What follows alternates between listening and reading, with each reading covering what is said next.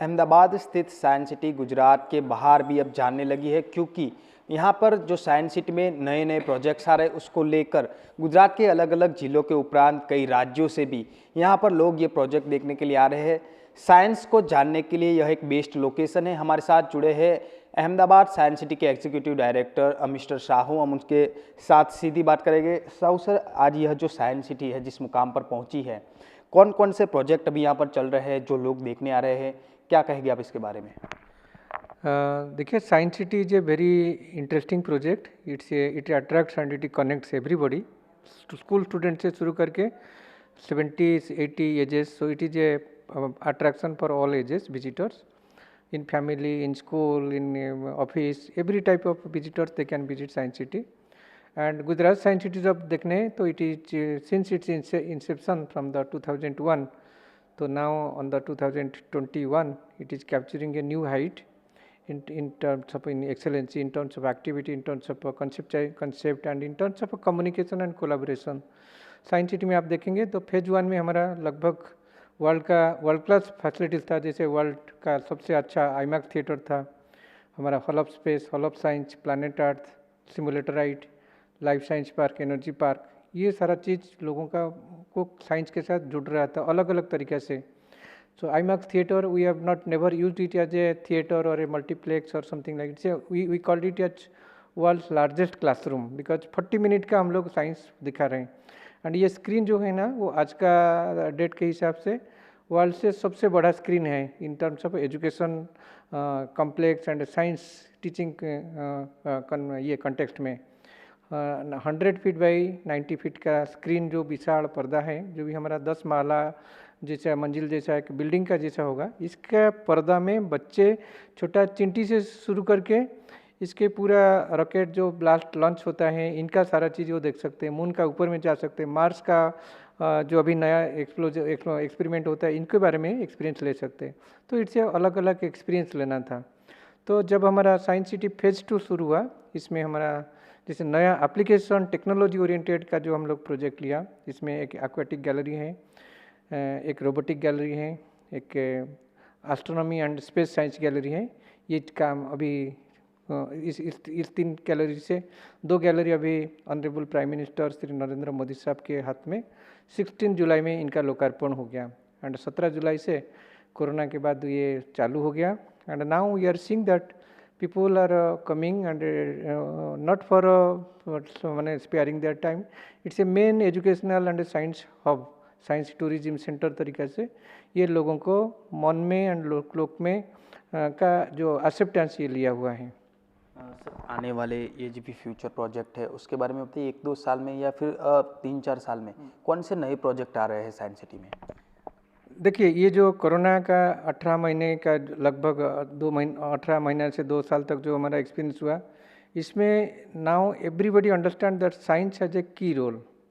तो vaccine development से शुरू करके अवेयरनेस तक हम लोग मास्क यूज करने की तरह शुरू से फिर वैक्सीनेशन लेने तक सब जगह में लोगों को साइंस के प्रति मैंने जो इनका इंक्लाइनेशन अभी बढ़ गया। अभी तक मैंने हम लोग बोल सकते हैं कि कौन एट द डेज हम लोग जहाँ पे सुपरस्टिशन था, किसी को बुखार होता है तो मंदिर जाना था, ये सारा चीज़ अभी निकल गया।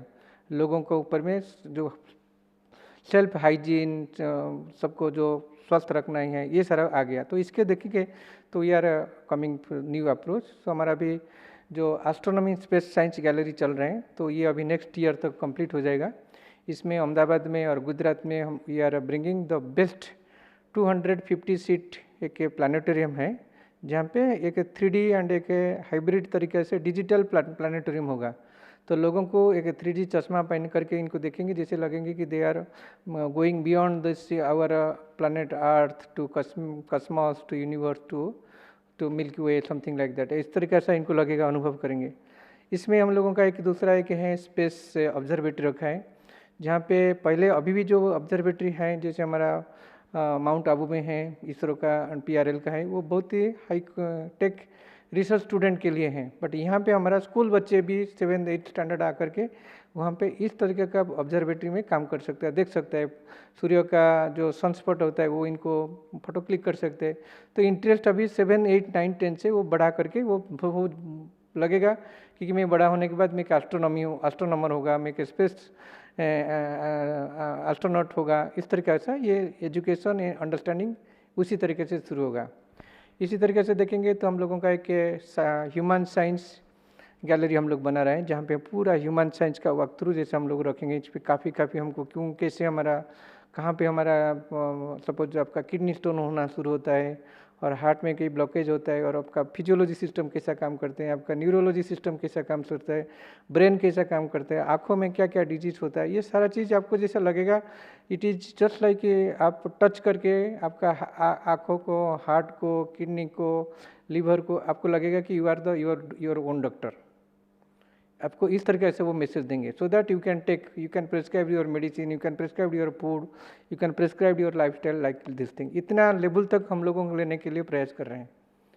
तो इसके साथ हम लोगों को एक शिपिंग नेविगेशन का ये लाएंगे, क्योंकि हमारा सबसे ज़्यादा कोस्ट लाइन है, एंड जैसे हमारा एक्वेटिक गैलरी है, ये हमारा कंसेप्ट वहीं से लिया गया था, क्योंकि हमारा सबसे ज़्यादा कोस्टल लाइन है, and Gujarat is nearer to sea, and sea का पानी के अंदर में जो दुनिया है वो कोई देखा नहीं, कोई खोज भी नहीं किया।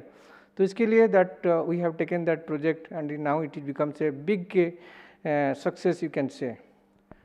सर, हर साल यहाँ पे एवरेज कितने लोग जो है साइंस सिटी की मुलाकात लेते हैं? हर साल पहले से जब हमारा था, इसमें लगभग 7 से 8 लाख विजिटर थे।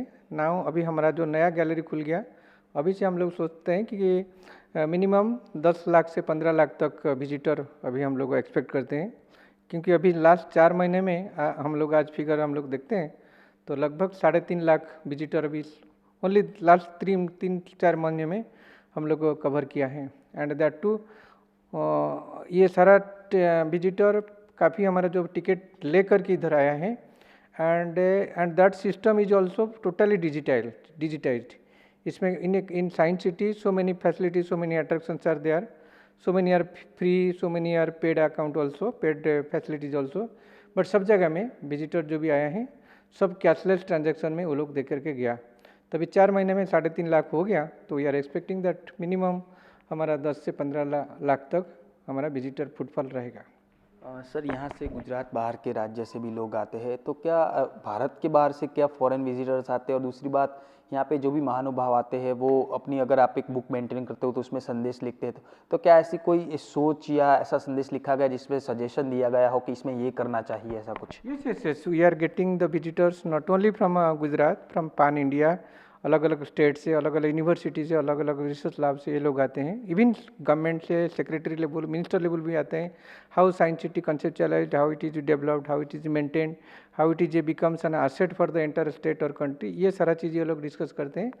फॉरेन में भी काफ़ी लोग आते हैं, एंड हमारा यहाँ का लोग जब कोई सिंगापुर, दुबई, फ्लोरिडा, यूएस ये लोग भी गया है, वहाँ का जो सिस्टम देख करके हमारे सिस्टम के साथ क्या हम लोग जोड़ सकते हैं, क्या हमारे पास ज़्यादा है, क्या कम है, इस तरीके का भी फीडबैक हमको देते हैं। And we are very positively we are accepting the feedback, and we are implementing that one also. Like हमारा aquatic gallery, now everybody was writing that it is far better than Singapore, Dubai और any other parts of the globe.